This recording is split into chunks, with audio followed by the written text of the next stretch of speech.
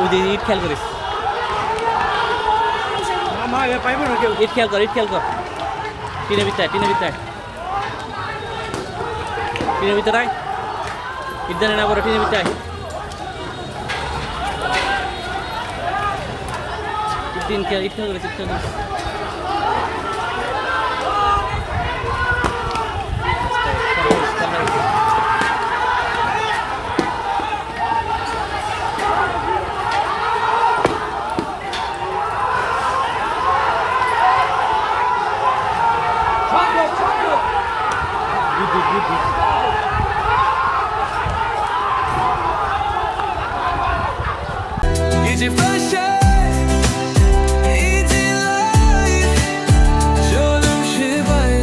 বাংলাদেশ জাতীয়তাবাদী ছাত্রদল কেন্দ্রীয় সংসদ শরীয়তপুরে একটি কমিটি দিয়েছে, আহ্বায়ক কমিটি। দীর্ঘ প্রায় 4 বছর এই জায়গায় শরীয়তপুরে কমিটি নাই।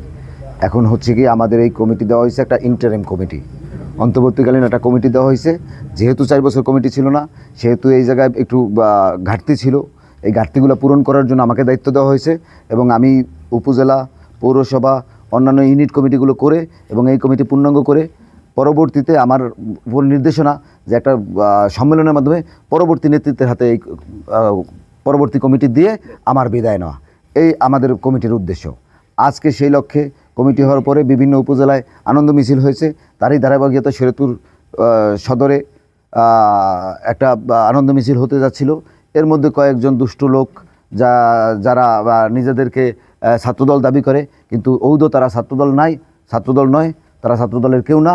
তারা একটা কুচক্র চিন্তা নিয়ে, খারাপ চিন্তা নিয়ে এসেছিল, কিন্তু তাদের চিন্তা সফল হয়নি। আমরা রাজনৈতিকভাবে সেটা প্রতিহত করতে পেরেছি ইনশাল্লাহ। আমাদের মূল দাবিটা হচ্ছে এই জায়গায় আমার পাশে যে 4 জন বসা আছে, এরা 4 জন ওই বর্তমান যে কমিটি, যেই পকেট কমিটি দিয়েছে, এই পকেট কমিটির 4 জনকে যুগ্ম আহ্বায়ক করা হয়েছে।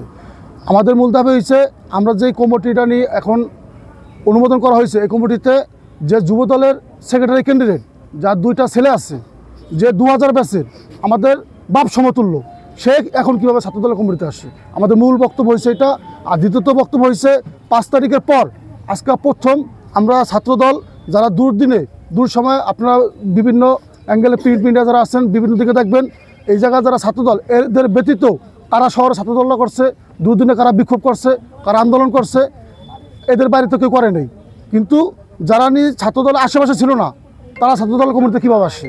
আর লাস্ট কথা হয়েছে আমার যে 5 তারিখের পর আমরা শহরে এতদিন পর্যন্ত কোনো আওয়ামী লীগের চেহারা দেখতে পারিনি, কিন্তু আজকে এই কমিটির পারপাস তারা ছাত্রলীগ, যুবলীগ এবং হেলমেট লীগ, শ্রমিক লীগ, তাদের সবাইকে নিয়ে আমাদের শান্তিপূর্ণ বিক্ষোভ মিছিলে আমাদের উপর অ্যাটাক করছে। বিগত স্বৈরাচার বিরোধী আন্দোলনে ছাত্রদলের এই সারিতে যারা আছে তারা নেতৃত্ব দিয়েছে এককভাবে একটা মিছিল নিয়ে। আমরা এই কমিটির জন্য দীর্ঘদিন ধরে, আমাদের এই কমিটি অনেক দিন ধরে ভাঙা হয়েছে।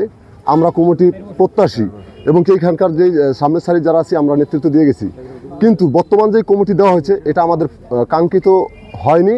এবং এই কমিটিতে জাকির হোসেন হাওলাদার আমরা দেখেছি যুবদলের ক্যান্ডিডেট হয়ে শোডাউন দিয়েছে এবং কি তার পরিবার টোটালি আওয়ামী লীগের।